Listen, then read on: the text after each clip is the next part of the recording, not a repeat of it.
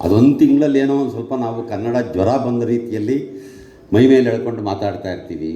ಆಮೇಲೆ ಇನ್ನು 365 ದಿವಸದಲ್ಲಿ ಒಂದು ತಿಂಗಳು ಬಿಟ್ಟರೆ ಉಳಿದ ದಿನಗಳಲ್ಲಿ ಕನ್ನಡದ ಬಗ್ಗೆ ನಾವು ಯೋಚನೆ ಮಾಡಲ್ಲ. ಸದ್ಯ ದೇವನಹಳ್ಳಿಯ ವಕೀಲರ ದಿನಾಚರಣೆಯ ಜೊತೆಗೆ ಕನ್ನಡ ರಾಜ್ಯೋತ್ಸವವನ್ನು ಆಚರಿಸಬೇಕು ಅಂತ ಮಾಡಿರೋವಂಥದ್ದು ಇದೆಯಲ್ಲ, ಇದು ಭಾಳ ಸಂತೋಷ. ಇಲ್ಲಿರುವ ಎಲ್ಲ ವಕೀಲರು, ಅದರಲ್ಲೂ ತುಂಬ ಜನ ತರುಣಿಯರು ವಕೀಲರು ತಾವೆಲ್ಲ ಇಲ್ಲಿದ್ದೀರಿ. ನೀವೆಲ್ಲರೂ ಕನ್ನಡ ಬಾವುಟವನ್ನು ನಿಮ್ಮ ಕುತ್ತಿಗೆಗೆ ಹಾಕ್ಕೊಂಡಿರೋದು ಭಾಳ ಸಂತೋಷ. ಅಷ್ಟೇ ಅಲ್ಲ, ನಮ್ಮ ವಾಸು ತಂಡದವರಿಂದ ಒಳ್ಳೆ ಜನಪದ ಗೀತೆಗಳನ್ನು ನೀವು ಕೇಳ್ತಾ ಇದ್ದೀರಿ. ಕನ್ನಡ ಸಾಹಿತ್ಯ ಭಾಳ ಅದ್ಭುತವಾದ್ದು. ಸಂವಿಧಾನಕ್ಕೂ ಕನ್ನಡ ಸಾಹಿತ್ಯಕ್ಕೂ ಸಂಬಂಧ ಇದೆ, ವಿಜ್ಞಾನಕ್ಕೂ ಕನ್ನಡ ಸಾಹಿತ್ಯಕ್ಕೂ ಸಂಬಂಧ ಇದೆ. ಆಮೇಲೆ ಅನೇಕ ರೀತಿಯಾದಂಥ ಸಂಗತಿಗಳ ಜೊತೆಗೆ ನಾವು 1000 ವರ್ಷದ ಕನ್ನಡ ಸಾಹಿತ್ಯವನ್ನು ಬೆಸೆಯೋದಕ್ಕೆ ಸಾಧ್ಯ ಇದೆ.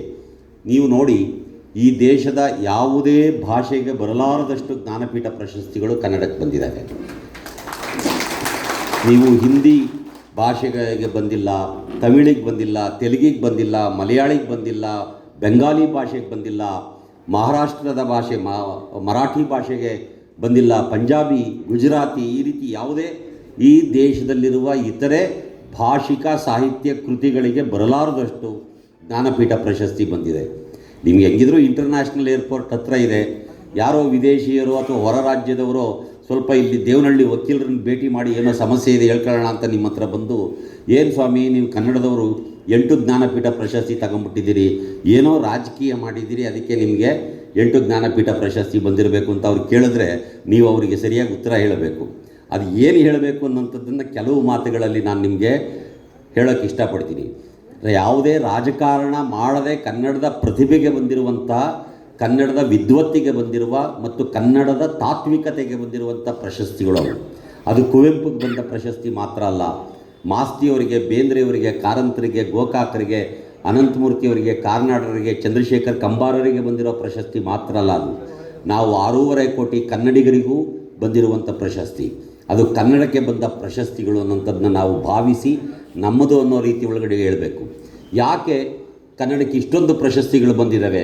ಇದು ಬಿಡಿ, ಜ್ಞಾನಪೀಠ ಮಾತ್ರ ಅಲ್ಲ, ಇನ್ನೂ ಬೇಕಾದಷ್ಟು ರೀತಿಯಾದಂಥ ಇದನ್ನು ನಾವು ಹೇಳೋಕ್ಕೆ ಸಾಧ್ಯ ಇದೆ. ಯಾಕೆ ಅಂತಂದರೆ, ಬಾಬಾ ಸಾಹೇಬರು ಸಂವಿಧಾನ ರಚನೆಯಲ್ಲಿ ಅದರ ಪ್ರಸ್ತಾವನೆ ಪ್ರಿಯಾಂಬಲ್ನಲ್ಲಿ ಯಾವ ತಾತ್ವಿಕತೆಗಳನ್ನು ಭಾರತೀಯ ಪ್ರಜೆಗಳಾದ ನಾವು ಮಾಡಬೇಕು ಅಂತ ಹೇಳ್ತಾರೆ. ನಾವು ಜಾತ್ಯತೀತರಾಗಿರಬೇಕು, ವೈಜ್ಞಾನಿಕವಾಗಿ ಯೋಚಿಸಬೇಕು, ಇಂಥ ಅನೇಕ ಮೌಲ್ಯಗಳನ್ನು ಭಾರತೀಯ ಪ್ರಜೆಗಳಾದ ನಾವು ನಮ್ಮ ಬದುಕಿನಲ್ಲಿ ಅಳವಡಿಸ್ಕೋಬೇಕು ಅಂತ ಬಾಬಾ ಸಾಹೇಬರು ಹೇಳ್ತಾ ಇದ್ದಾರೋ, ಆ ಎಲ್ಲ ಮೌಲ್ಯಗಳನ್ನು ಸಂವಿಧಾನದ ಇವತ್ತು ಪೀಠಿಕೆಯಲ್ಲಿರುವಂತಹ ಈ ಮೌಲ್ಯಗಳೇನಿದ್ದಾವೆ, ಇದನ್ನು ಕನ್ನಡ ಸಾಹಿತ್ಯ 1000 ವರ್ಷಗಳಿಂದ ಹೇಳ್ತಾ, ನಿರೂಪಿಸ್ತಾ, ಕಲಿಸ್ತಾ ಬಂದಿದೆ. ನಿಮಗೆ ಸುಮಾರು ಒಂದೆರಡು ಉದಾಹರಣೆಗಳನ್ನು ಮಾತ್ರ ಹೇಳೋದಕ್ಕೆ ಇಷ್ಟಪಡ್ತೀನಿ. 9ನೇ ಶತಮಾನದಲ್ಲಿ ಕವಿರಾಜ ಮಾರ್ಗ ಅಂಥೇಳಿ ಒಂದು ಕೃತಿ ನಮ್ಮಲ್ಲಿ ಶಾಸ್ತ್ರ ಗ್ರಂಥ, ರಾಷ್ಟ್ರಕೂಟರ ದೊರೆ ನೃಪತುಂಗನ ಆಸ್ಥಾನದಲ್ಲಿದ್ದಂಥ ಶ್ರೀವಿಜಯ ಅನ್ನೋಂಥವನು ಬರೆದಿದ್ದಂಥ ಒಂದು ಶಾಸ್ತ್ರ ಗ್ರಂಥ. ಅದು ಪಂಪನಿಗಿಂತಲೂ ಹಿಂದೆ ಬರೆದಂಥ ಶಾಸ್ತ್ರ ಗ್ರಂಥ, ಅದು ಕವಿರಾಜ ಮಾರ್ಗ. ಅದರೊಳಗಡೆ ಒಂದು ಸಣ್ಣ ಪದ್ಯ, ಕಂದ ಪದ್ಯ ಬರ್ತದೆ. ಇದರೊಳಗಡೆ ಕನ್ನಡಿಗರು ಅಂತಂದರೆ ಹೇಗಿರ್ತಾರೆ ಅನ್ನೋಂಥದ್ದನ್ನ ಆತ ವಿವರಿಸ್ತಾರೆ. ಕನ್ನಡಿಗರು ಹೇಗಿರ್ತಾರೆ ಅಂದರೆ, ಸುಭಟರ್ಗಳ್, ಕವಿಗಳ್, ಸುಪ್ರಭುಗಳ್, ಚಲ್ವರ್ಗಳ್, ಅಭಿಜನರ್ಗಳ್, ಗುಣಿಗಳ್, ಅಭಿಮಾನಿಗಳ್, ಅತ್ಯುಗ್ರರ್, ಗಂಭೀರ ಚಿತ್ತರ್, ವಿವೇಕಿಗಳ್, ಆ ನಾಡವರ್ಗಳ್. ಈ ಕನ್ನಡ ನಾಡಿನ ಜನ ಎಂಥವರು ಅಂತ ಹೇಳ್ತಾ ಇದ್ದಾನೆ ಅವನು. ಒಂದೊಂದು ಶಬ್ದದಲ್ಲಿ ಹೇಳ್ತಾನೆ. ಸುಭಟರ್ಗಳ್, ಇವರು ಮಹಾಯೋಧರು, ಎಂಥ ಯುದ್ಧಗಳನ್ನಾದರೂ ಗೆಲ್ಲಬಲ್ಲಂಥ ಸಾಮರ್ಥ್ಯವುಳ್ಳವರು. ಇಡೀ ಚರಿತ್ರೆಯನ್ನು ಗಮನಿಸಿ ನೀವು. ರಾಷ್ಟ್ರಕೂಟರ 3ನೇ ಗೋವಿಂದ ಅಂತೇಳಿ ಒಬ್ಬ ದೊರೆ ಹಿಮಾಲಯದವರೆಗೆ ತನ್ನ ರಾಜ್ಯವನ್ನು ವಿಸ್ತರಿಸ್ತಾನೆ, ಅದನ್ನು ಗೆಲ್ತಾನೆ. ಆಮೇಲೆ ಚಾಲುಕ್ಯರ ದೊರೆ ಇಮ್ಮಡಿ ಪುಲಿಕೇಶಿ ಅನ್ನೋನು ವಿಂಧ್ಯ ಪರ್ವತದ ತನಕ ಹೋಗಿ ಉತ್ತರ ಭಾರತದ ದೊರೆಯಾಗಿದ್ದ ಶ್ರೀಹರ್ಷನನ್ನು ಆ ಯುದ್ಧದಲ್ಲಿ ಸೋಲಿಸ್ತಾನೆ. ಶ್ರೀಹರ್ಷ ಹೆದರುಕೊಂಡು, ಇನ್ನು ಇವನ ಜೊತೆ ಒಳಗಡೆ ಯುದ್ಧ ಮಾಡಿದ್ರೆ ನಾನು ಬದುಕಲ್ಲ ಅಂತೇಳಿ ಸಂಧಾನ ಮಾಡ್ಕೊಂಡು ಹೇಳ್ತಾನೆ, ನೋಡಪ್ಪ, ನಾನು ನೀನು ಇನ್ಮೇಲೆ ಯುದ್ಧ ಮಾಡೋದು ಬೇಡ, ನಾನು ಉತ್ತರಾಪತೇಶ್ವರ, ನೀನು ದಕ್ಷಿಣಾಪತೇಶ್ವರ ಅಂತೇಳಿ ಸಂಧಾನವನ್ನು ಅವನು ಮಾಡ್ಕೊಳ್ತಾನೆ. ಅಂಥ ಯೋಧರು ಸ್ವಾತಂತ್ರ್ಯ ಬಂದ ಸಂದರ್ಭದಲ್ಲಿ ಕೂಡ ಈ ದೇಶಕ್ಕೆ ಬಹುದೊಡ್ಡ ನಾಯಕತ್ವವನ್ನು ನಮ್ಮ ರಣಾಂಗಣಕ್ಕಿರ್ಬೋದು ಅಥವಾ ನಮ್ಮ ಸೈನ್ಯಕ್ಕೆ ಬಹುದೊಡ್ಡ ನಾಯಕವನ್ನು ಕೊಟ್ಟಿದ್ದವರು ಜನರಲ್ ಕಾರ್ಯಪ್ಪ, ಜನರಲ್ ತಿಮ್ಮಯ್ಯ ಅನ್ನುವಂಥ ಕೊಡಗಿನ ನಮ್ಮ ಕನ್ನಡಿಗರು. ಕನ್ನಡಿಗರಿಗೆ ಈ ಯೋಧ ವೃತ್ತಿಯಲ್ಲಿ ಅಷ್ಟೆಲ್ಲ ಶಕ್ತಿ ಇತ್ತು ಅನ್ನುವಂಥದ್ದನ್ನು ಇದರ ಮೂಲಕ ನಾವು ತಿಳಿಯೋಕ್ಕೆ ಸಾಧ್ಯ ಇದೆ. ಕನ್ನಡಿಗರು ಕವಿಗಳು, ಪ್ರತಿಯೊಬ್ಬ ಕನ್ನಡಿಗ ಕೂಡ ಕವಿಯೇ. ನೀವು ಅವಲಿಂದ ನಮ್ಮ ವಾಸು ಮತ್ತು ತಂಡದವರು ಹಾಡಿದಂಥ ಹಾಡುಗಳು ಕೇಳಿದಿರಲ್ವಾ? ಆ ಹೆಣ್ಣುಮಗಳ ಹಾಡಿದ ಹಾಡು ಸೋಜಿಗಾದ ಸೂಜಿ ಮಲ್ಲಿಗೆ, ಇದೆಲ್ಲ ಮಂಟೇಸ್ವಾಮಿ ಕಾವ್ಯ, ಮಲೆಮಹದೇಶ್ವರ ಸ್ವಾಮಿ ಕಾವ್ಯಗಳಲ್ಲಿ ಬರುವಂಥ ಸಾಲುಗಳು. ಅರ್ಜುನ್ ಜೋಗಿ ಕಾವ್ಯ ಇರ್ಬೋದು, ಉತ್ತರದ ಸವದತ್ತಿ ಯಲ್ಲಮ್ಮನ ಕಾವ್ಯ ಇರ್ಬೋದು, ಅನೇಕ ಜನಪದ ಕಾವ್ಯಗಳು. ನಮ್ಮಲ್ಲಿ ಪರಿಸ್ಥಿತಿ ಹೇಗಿತ್ತು ಅಂದರೆ, ಬ್ರಿಟಿಷರು ಬರೋವರೆಗೆ ಅಥವಾ ಬಾಬಾ ಸಾಹೇಬರು ಸಂವಿಧಾನ ಬರೆದು ಈ ದೇಶಕ್ಕೆ ಪ್ರಜಾಪ್ರಭುತ್ವ ಇವೆಲ್ಲ ಬರುವವರೆಗೆ ನಮ್ಮ ದೇಶದಲ್ಲಿ ಒಂದು ರೀತಿಯ ಕಾನೂನಿತ್ತು. ಅದೇನು ಅಂದರೆ, ಈ ದೇಶದ ಕೆಳಜಾತಿಯವರು, ಮುಖ್ಯವಾಗಿ ಮಹಿಳೆಯರು ವಿದ್ಯೆ ಕಲಿಯೋ ಹಾಗಿರಲಿಲ್ಲ. ಅವರ ಜಾತಿಗೆ ಯಾವ ಕೆಲಸವನ್ನು ನಿಗದಿ ಮಾಡಲಾಗಿತ್ತೋ ಆ ಕೆಲಸವನ್ನು ಮಾಡ್ಕೊಂಡಿರಬೇಕು ಅಂತೇಳಿ ಆ ಕಾನೂನು ಇತ್ತು. ಹಾಗಾಗಿ ನಮ್ಮ ಜನಕ್ಕೆ ತಾವು ಏನಾದರೂ ಬರಿಬೋದು ಅನ್ನೋಂಥದ್ದು ಗೊತ್ತೇ ಆಗಲಿಲ್ಲ. ಯಾರಿಗೆ ಅಕ್ಷರ ಗೊತ್ತಿತ್ತೋ ಅವರು ಪಂಪ ಬರೆದ, ಕುಮಾರವ್ಯಾಸ ಬರೆದ, ಅಲ್ಲಮಪ್ರಭುಗಳು ಬರೆದ್ರು, ಅಕ್ಕಮಾದಿ ಇವರೆಲ್ಲ ಬರೆದ್ರು, ಅವ್ರಿಗೆ ಅಕ್ಷರ ಗೊತ್ತಿತ್ತು. ಆಮೇಲೆ ನಮ್ಮ ಕಾಲದಲ್ಲಿ ಕುವೆಂಪು, ಬೇಂದ್ರೆ ಇವರೆಲ್ಲ ಬರೆದ್ರು. ಆದರೆ ಹಳ್ಳಿಗಳಿದ್ದಂಥ ಜನ ಅವರೂ ಕವಿಗಳೇ. ಕುವೆಂಪುಗಿಂತ ದೊಡ್ಡ ಕವಿಗಳವರು, ಪಂಪನಿಗಿಂತ ದೊಡ್ಡ ಕವಿಗಳವರು. ಅವ್ರಿಗೆ ಬರೆಯೋಕ್ಕೆ ಅಕ್ಷರ ಹೇಗೆ ಅಂತ ಗೊತ್ತಿಲ್ಲ.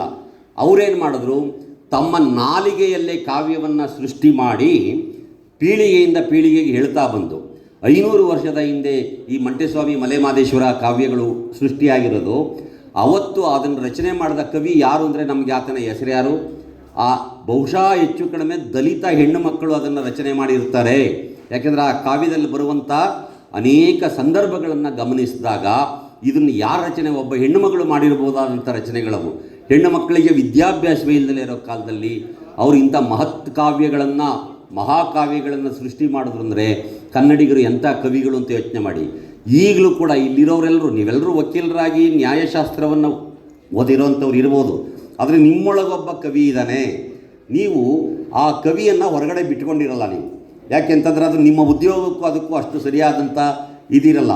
ಅಥವಾ ಕೆಲವರು ವಕೀಲರು, ನಮ್ಮ CH ಹನುಮಂತರಾಯ ಈ ಥರದವ್ರು ಇದ್ದಾರಲ್ಲ, ಅವ್ರು ಕವಿಗಳ ಥರನೇ ಮಾತಾಡ್ತಾ ಇರ್ತಾರೆ. ನ್ಯಾಯಾಲಯದಲ್ಲಿ ವಾದ ಮಾಡಬೇಕಾದ್ರೆ, ಕಕ್ಷಿದಾರರಿಗೆ ನ್ಯಾಯವನ್ನು ದೊರಕಿಸಿಕೊಡ್ಬೇಕಾದ್ರೆ ಅವ್ರು ಬರೆದಿರೋ ಪುಸ್ತಕವನ್ನು ಓದೋದು ಗೊತ್ತಾಗುತ್ತೆ ನಿಮಗೆ. ಎಷ್ಟೋ ಜನ ವಕೀಲರ ಆ ಥರ ಬರವಣಿಗೆಗಳನ್ನು ಕನ್ನಡದಲ್ಲಿ ಮಾಡಿರುವಂಥದ್ದನ್ನು ನಾನು ಓದಿದ್ದೀನಿ. ಹಾಗಾಗಿ ಪ್ರತಿಯೊಬ್ಬರು ಕವಿಗಳೇ. ಈ ನನ್ನಂಥವ್ನಿಗೆ ಏನಾಗಿದೆ ಅಂತಂದರೆ, ನಾನು ಅದನ್ನು ಪ್ರಾಕ್ಟೀಸ್ ಮಾಡ್ತೀನಿ. ಈ ಸಂಗೀತಗಾರರು ಹೇಗೆ ಅವ್ರು ಸಂಗೀತವನ್ನು ಅಭ್ಯಾಸ ಮಾಡ್ತಾರೋ, ನಾನು ಪೊಯೆಟ್ರಿಯನ್ನು ಪ್ರಾಕ್ಟೀಸ್ ಮಾಡ್ತೀನಿ. ಆ ಪ್ರಾಕ್ಟೀಸ್ ಮಾಡಿರೋದ್ರಿಂದಾಗಿ ನನಗೆ ಬರೆಯೋಕ್ಕಾಗ್ತಾ ಇದೆ. ನನಗೆ ಪುಸ್ತಕಗಳನ್ನ ರಚನೆ ಮಾಡಿದ್ದೀನಿ ಮತ್ತು ಅದಕ್ಕೆ ನನಗೆ ಪ್ರಶಸ್ತಿಗಳು ಬಂದಿದ್ದಾರೆ. ನಿಮ್ಮಂಥವರು ನನ್ನನ್ನು ಗುರುತಿಸ್ತೀರಿ, ಗೌರವಿಸ್ತೀರಿ. ಆದರೆ ಬರೆಯಲಾರದ ಕವಿಗಳು ಸಾಕಷ್ಟು ಜನ ಇಲ್ಲಿ ಇದ್ದಾರೆ. ಅದು ಕನ್ನಡದ ಶಕ್ತಿ ಅಂತೇಳಿ ನಾವು ಭಾವಿಸಬೇಕಾಗ್ತದೆ. ಆಮೇಲೆ ಕನ್ನಡಿಗರು ಎಂಥವ್ರು ಅಂದರೆ ಸುಪ್ರಭುಗಳು. ಇಲ್ಲಿನ ರಾಜರಿದ್ರಲ್ಲ, ಮಹಾರಾಜರ ಕಾಲದೆಲ್ಲ ಗಮನಿಸಿ, ನೀವಾವಾಗ ಅರಣ್ಯ ನ್ಯಾಯ, ಹಂಸಕ್ಷೀರ ನ್ಯಾಯ, ಅದು ಇದು ಅಂತ ಕಾಡಿನ ನ್ಯಾಯಗಳಿದ್ದಂಥ ಕಾಲದೊಳಗೂ ಕೂಡ ಪ್ರಭುತ್ವ, ದೊರೆಗಳು ಮಕ್ಕಳನ್ನು ಪ್ರಜೆಗಳ ಹಾಗೆ ಕಾಣ್ತಾ ಇದ್ದರು. ಇಲ್ಲಿ ಎಂತೆಂಥ ರಾಜ ಮಹಾರಾಜರು ಆಳಿ ಹೋದರು. ನಾಲ್ವಡಿ ಕೃಷ್ಣರಾಜ ಒಡೆಯರ್ ತನಕ ನೀವು ಉದಾಹರಣೆಗಳನ್ನು ನೋಡೋದಕ್ಕೆ ಸಾಧ್ಯ ಆಗುತ್ತೆ. ಅಷ್ಟಲ್ಲದೆ ಕುವೆಂಪು ಅವರು ನಾಡಗೀತೆ ಒಳಗಡೆ ಈ ನಾಡಿನ ದೊರೆಗಳ ಬಗ್ಗೆ ಎಷ್ಟು ಚೆನ್ನಾಗಿರೋ ಒಂದು ಮಾತು ಹೇಳ್ತಾರೆ ಅಂದರೆ, ಜನಕನ ಹೋಲುವ ದೊರೆಗಳ ಧಾಮ ಅಂತ ಹೇಳ್ತಾರೆ. ಕೇಳಿದಿರಲ್ವಾ? ಜನಕನ ಹೋಲುವ ದೊರೆಗಳ ಧಾಮ. ಏನು ಇದು? ಯಾರು ಈ ಜನಕ? ಮಿಥಿಲೆಯ ರಾಜ ಜನಕ. ಅನಾಥ ಶಿಶು, ಯಾವುದೋ ಮಣ್ಣಿನಲ್ಲಿ, ಹೊಲದ ಮಣ್ಣಿನಲ್ಲಿ ಬಿದ್ದಂಥ ಸೀತೆ. ಆ ಸೀತೆಯ ಜಾತಿ ಯಾವುದು ಅಂತ ಇಲ್ಲಿವರೆಗೆ ಯಾರಿಗೂ ಗೊತ್ತಿಲ್ಲ. ಅರ್ಥ ಮಾಡ್ಕೊಳ್ಳಿ ಇದನ್ನು. ಸೀತೆಯ ಜಾತಿ ಯಾವುದು ಅಂತ ನೀವು ಯಾರಾದರೂ ಹೇಳೋಕ್ಕೆ ಸಾಧ್ಯ ಇದೆಯಾ? ಸಾಧ್ಯವೇ ಇಲ್ಲ. ನಮಗೆ ಗೊತ್ತೇ ಇಲ್ಲ ಸೀತೆಯ ಜಾತಿ. ಅವಳ ಜಾತಿ ಗೊತ್ತಾಗಿದ್ದರೆ ಅವಳು ಕಾಡಿಗೆ ಹೋಗೋ ಅಗತ್ಯ ಇರಲಿಲ್ಲ, ಅಯೋಧ್ಯೆಯ ರಾಣಿಯಾಗಿರ್ಬೋದಾಗಿತ್ತು. ಜಾತಿ ಗೊತ್ತಿಲ್ಲದಲ್ಲೇ ಇರೋ ಒಬ್ಬ ಹೆಣ್ಣು ಮಗಳನ್ನು ಯಾವ ಕಾರಣಕ್ಕೂ ಮಹಾರಾಣಿಯನ್ನಾಗಿ ಮಾಡಬಾರ್ದು ಅಂತಲೇ ಷಡ್ಯಂತ್ರಗಳನ್ನು ಮಾಡಿ ಅವಳನ್ನ ಕಾಡಿಗೆ ಕಳಿಸ್ತಾ ಇದ್ರು ಅನ್ನೋಂಥದ್ದು ರಾಮಾಯಣವನ್ನು ಸೂಕ್ಷ್ಮವಾಗಿ ಓದಿದವರಿಗೆ ಅರ್ಥ ಆಗುತ್ತೆ. ಹಾಗಾಗಿ ಜನಕನ ಹೋಲುವ ದೊರೆಗಳ ಧಾಮ ಅಂತ ಅನಾಥ ಹೆಣ್ಣು ಶಿಶುಗೆ ಆಶ್ರಯವನ್ನು ಕೊಟ್ಟು ಸ್ವಂತ ಮಗಳ ಹಾಗೆ ಸಾಕಿ ಶ್ರೀರಾಮಚಂದ್ರನಿಗೆ ಮದುವೆ ಮಾಡಿಕೊಟ್ನಲ್ಲ ಆ ತಂದೆ ಜನಕ. ಆ ಥರದ ದೊರೆಗಳು. ಅಷ್ಟೇ ಅಲ್ಲ, ಜನಕ ಅಂದರೆ ಇನ್ನೂ ಒಂದು ಅರ್ಥ ಇದೆ ಕನ್ನಡದಲ್ಲಿ, ತಂದೆ ಅನ್ನೋ ಅರ್ಥ ಇದೆ. ಇಲ್ಲಿನ ರಾಜ ಮಹಾರಾಜರು ತಮ್ಮ ಪ್ರಜೆಗಳನ್ನು ಮಕ್ಕಳ ಹಾಗೆ ನೋಡ್ಕೊಳ್ತಾ ಇದ್ರು. ಜನಕನ ಹೋಲುವ ದೊರೆಗಳ ಧಾಮ. ನೋಡಿ, ಈ ಥರದ ಪ್ರಭುಗಳು ಇಲ್ಲಿ ಆಳಿ ಹೋದರು. ಆಮೇಲೆ ಚಲ್ವರ್ಕಳ್. ಕನ್ನಡಿಗರು ಎಂಥವರು ಅಂತಂದರೆ ಅತ್ಯಂತ ಸುಂದರರು ಮತ್ತು ಸುಂದರಿಯರು. ಚಲ್ವರ್ಕಳ್ ಸುಮ್ಮನೆ ನನ್ನೇ ನೋಡಿ, ಸಾಹೇಬ್ರು ಅವಲ್ಲಿ ನಿಮ್ಮ ಡೇಟ್ ಆಫ್ ಬರ್ತ್ ಎಷ್ಟು ಅಂತ ಕೇಳಿದ್ರು. ನಾನು 59 ಇಸ್ವಿ ಸಾಹೇಬ್ರೆ ಅಂತ ಹೇಳಿದೆ. ಈಗಾಗಲೇ ನನಗೆ 64 ವರ್ಷ ವಯಸ್ಸಾಗಿದೆ. 64 ವರ್ಷ ತಲೆಯಲ್ಲಿ ಕೂದಲಿಲ್ಲ, ಅಲ್ಲೆಲ್ಲ ಅಳ್ಳಾಡ್ತಾ ಇದ್ದಾವೆ, ಕಾಲು ಬೇರೆ ಮುರಿದೋಗಿದೆ. ಇಷ್ಟಾದರೂ ನಾನು ನಿಮ್ಮ ಕಣ್ಣಿಗೆ ಸುಂದರವಾಗಿ ಕಾಣಿಸ್ತಾ ಇದ್ದೀನಿ ಅಂತ ತಿಳ್ಕೊಂಡಿದ್ದೀನಿ. ನೀವು ನನ್ನ ಕಣ್ಣಿಗೆ ಎಲ್ಲರೂ ಕೂಡ ಸುಂದರರಾಗಿಯೇ ಕಾಣಿಸ್ತಾ ಇದ್ದೀರಿ. ಇದು ಮುಖ್ಯವಾದ್ದು. ಕನ್ನಡಿಗರಿಗೆ ಸೌಂದರ್ಯ. ನಮ್ಮ ಮೈ ಬಣ್ಣ ಹೇಗಾದರೂ ಇರಲಿ, ಹೊಟ್ಟೆ ದಪ್ಪ ಇರಲಿ, ಇನ್ಕ ಮೂಗು ಹೆಂಗಾದರೂ ಇರಲಿ, ಕಿವಿ ಹಿಂಗೆಂಗೋ ಇರಲಿ, ಇಷ್ಟಾದರೂ ಕೂಡ ನಾವು ಚಲ್ವರ್ಕಳ್. ನೋಡಿ, ಚಲ್ವರ್ಕಳ್ ಅನ್ನೋ ಶಬ್ದವನ್ನು ಕನ್ನಡಿಗರಿಗೆ ಆ ಕವಿರಾಜ ಮಾರ್ಗಕಾರ ಬಳಸ್ತಾ ಇದ್ದಾನೆ ಅಂದರೆ ನಾವು ಅರ್ಥ ಮಾಡ್ಕೋಬೇಕಾಗಿದೆ. ಅಷ್ಟೇ ಅಲ್ಲ, ಅಭಿಜನರ್ಕಳ್. ಪಾಪ ಇವ್ರು ಯಾರೋ ಜನಕ್ಕೆ ಅಭಿಜನರ್ಕಳ್ ಅಂದರೆ ನಾವು ಎಲ್ಲರಿಗೂ ಬೇಕಾಗುವವರು, ಎಲ್ಲರಿಗೂ ಬೇಕಾದಂಥ ಸ್ವಭಾವವುಳ್ಳವರು. ಮತ್ತು ಅಷ್ಟೇ ಅಲ್ಲ, ಮುಂದಕ್ಕೆ ಹೇಳ್ತಾನೆ ಗುಣಿಗಳ್. ಕನ್ನಡಿಗರು ಸದ್ಗುಣಿಗಳು, ಒಳ್ಳೆಯ ಗುಣವನ್ನು ಹೊಂದಿರುವವರು ಕನ್ನಡಿಗರು. ಅಭಿಮಾನಿಗಳು, ಮತ್ತು ಭಾಳ ಒಳ್ಳೆಯ ಅಭಿಮಾನ. ನಮಗೆ ಕನ್ನಡದ ಬಗ್ಗೆ ಭಾಳ ಯಾವುದ್ರ ಬಗ್ಗೆ, ನಮ್ಮೂರಿನ ಬಗ್ಗೆ ಅಭಿಮಾನ ಇದೆ, ದೇಶದ ಬಗ್ಗೆ ಅಭಿಮಾನ, ಎಲ್ಲದ್ರ ಬಗ್ಗೆ ನಮಗೆ ಅಭಿಮಾನ ಇದೆ. ಅಷ್ಟೇ ಅಲ್ಲ, ಇವರು ಎಲ್ಲರನ್ನೂ ಪ್ರೀತಿ ಮಾಡ್ತಾರೆ ನಿಜ, ಆದರೆ ಕನ್ನಡಿಗರನ್ನ ಕೆಣಕಿದ್ರೆ ಏನಾಗುತ್ತೆ, ಇವರು ಅತ್ಯುಗ್ರರು. ಕನ್ನಡಿಗರು ಕೋಪ ಬಂದರೆ ಅವ್ರನ್ನ ತಡ್ಕೊಳಕ್ಕಾಗಲ್ಲ, ಅತ್ಯುಗ್ರರು ಇವರು ಕನ್ನಡಿಗರು. ಅಷ್ಟೇ ಅಲ್ಲ, ಗಂಭೀರ ಚಿತ್ತರು. ಇವರು ಲೂಸ್ ಟಾಕ್ ಮಾಡಲ್ಲ, ಬಾಯಿಗೆ ಬಂದದನ್ನ ತಕ್ಷಣ ಮಾತಾಡಲ್ಲ, ಯೋಚನೆ ಮಾಡ್ತಾರೆ. ಈ ಮಾತಾಡಿದ್ರೆ ನನ್ನ ಎದುರುಗಡೆ ಇರೋರಿಗೆ ಸರಿಯಾಗಿರುತ್ತೋ ಇಲ್ವೋ, ಅವ್ರ ಮನಸ್ಸಿಗೆ ಬೇಜಾರಾಗುತ್ತೋ ಏನೋ ಅಂತ ಆಲೋಚನೆಯನ್ನು ಮಾಡಿ ಮಾತನಾಡುವ ಗಂಭೀರವಾದ ಮನಸ್ಥಿತಿಯುಳ್ಳವರು. ಅಷ್ಟೇ ಅಲ್ಲ, ವಿವೇಕಿಗಳು. ಇವರು ಅವಿವೇಕಿಗಳಲ್ಲ ಕನ್ನಡಿಗರು, ವಿವೇಕಿಗಳು ಅನ್ನುವಂಥ ಒಂದು ಅದ್ಭುತವಾದಂಥ ಮಾತನ್ನು ಆ ನಾಡವರ್ಗಳು, ಈ ಕನ್ನಡದ ನಾಡಿನ ಜನ ಅಂತ ಆಗಿದ್ದಾರೆ ಅಂತ ಹೇಳಿ ಕವಿರಾಜ ಮಾರ್ಗಕಾರ ಹೇಳಿ. ಇದೇ ಕವಿರಾಜ ಮಾರ್ಗಕಾರ ಇನ್ನೊಂದು ವಿಚಾರವನ್ನು ಹೇಳ್ತಾನೆ. ಕಸವರವೆಂಬುದು ನೆರೆ ಸೈರಿಸಲಾರ್ಪುದು ಪರಧರ್ಮಮಂ ಪರವಿಚಾರಮಂ. ಅರ್ಥ ಆಯ್ತಾ? ಅರ್ಥ ಆಗಲ್ಲ, ಯಾಕೆ ಕನ್ನಡಿಗರಿಗೆ ಅಷ್ಟು ಬೇಗ ಕನ್ನಡ, ಇದು ಅಚ್ಚಗನ್ನಡ, ಅರ್ಥ ಆಗಲ್ಲ. ಸ್ವಲ್ಪ ಏನಾದರೂ ಮಿಕ್ಸ್ ಮಾಡಿದಾಗ ಮಾತ್ರ ಬೇಗ ಅರ್ಥ ಆಗುತ್ತೆ. ನೋಡಿ, ಕಸವರವೆಂಬುದು, ಕಸವರ ಅಂದರೆ ಬಂಗಾರ. ಬಂಗಾರ ಅಂತಂದರೆ ಕಸವರವೆಂಬುದು ನೆರೆ ಸೈರಿಸಲಾರ್ಪುದು. ನಿನ್ನ ನೆರೆಹೊರೆಯವರನ್ನು ಸೈರಣೆ ಮಾಡಿಕೊಳ್ಳುವುದೇ ನಿಜವಾದ ಬಂಗಾರ. ನೆರೆ ಸೈರಿಸಲಾರ್ಪುದು, ನೆರೆ ಅಂತ ಸೈರಿಸಲಾರ್ಪುದು ಅಂತಂದ್ರೆ ಏನು? ಟಾಲರೆನ್ಸ್, ಸೈರಣೆ, ನೆರೆ ಸೈರಣೆ. ನಿನ್ನ ನೆರೆಹೊರೆಯವರನ್ನು ಸೈರಣೆ ಮಾಡಿಕೊಳ್ಳುವುದು. ನೆರೆಹೊರೆಯವರ ಯಾವ ವಿಚಾರಗಳನ್ನು ಸೈರಣೆ ಮಾಡಿಕೊಳ್ಳೋದು? ನೆರೆ ಸೈರಿಸಲಾರ್ಪುದು ಪರಧರ್ಮಮಾಂ. ಬೇರೆಯವರ ಧರ್ಮವನ್ನು ಸೈರಣೆ ಮಾಡುವ, ಗೌರವಿಸುವ ಗುಣವುಳ್ಳವರು ಕನ್ನಡ ನಾಡಿನ ಜನ. ಇವತ್ತು ಯಾರೋ ರಾಜಕಾರಣಿಗಳು ಅದು ಇದು ಅಂತೇನೋ ಮಾತಾಡ್ಬೋದು, ಅದು ಬೇರೆ ಪ್ರಶ್ನೆ. ಆದರೆ ನಿಜವಾದ ಕನ್ನಡಿಗರ ಮನಸ್ಥಿತಿ ಔದಾರ್ಯ ಇಂಥದ್ದು ಅಂದರೆ ಪರಧರ್ಮವನ್ನು ಗೌರವಿಸುವಂಥದ್ದು.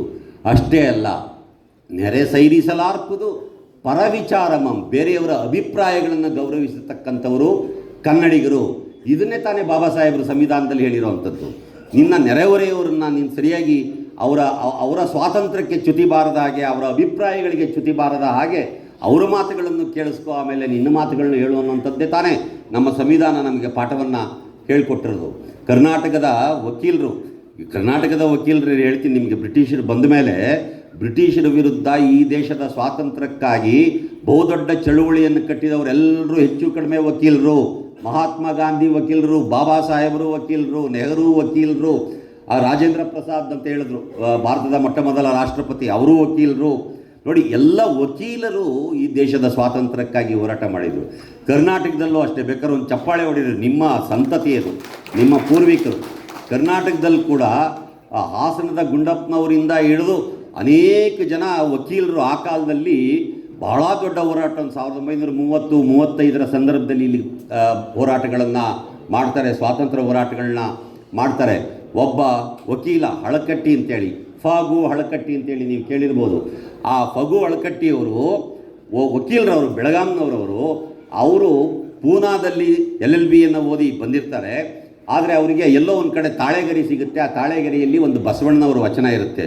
ಅರೇ, ನಮ್ಮಲ್ಲಿ ಎಂಥ ಶ್ರೀಮಂತವಾದ ಸಾಹಿತ್ಯ ಇದೆ ಅಂತೇಳಿ ಅವರು ವಕೀಲಿಕೆಯ ಕೆಲಸವನ್ನು ಬಿಡ್ತಾರೆ.